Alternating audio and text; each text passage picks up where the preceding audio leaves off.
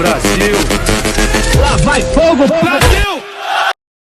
Olá, hoje iremos falar um pouquinho sobre flacidez.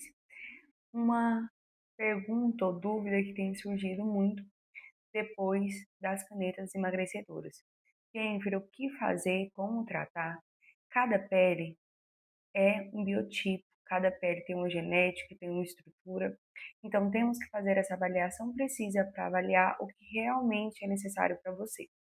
Não te indicar muitos protocolos, vários e várias etapas, mas porém saber um cronograma, um planejamento anual preciso e duradouro, que contém tecnologia, injetáveis e estrutura, estímulo de colágeno e elastina para a sua pele.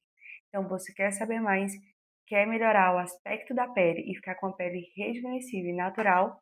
Clique aqui.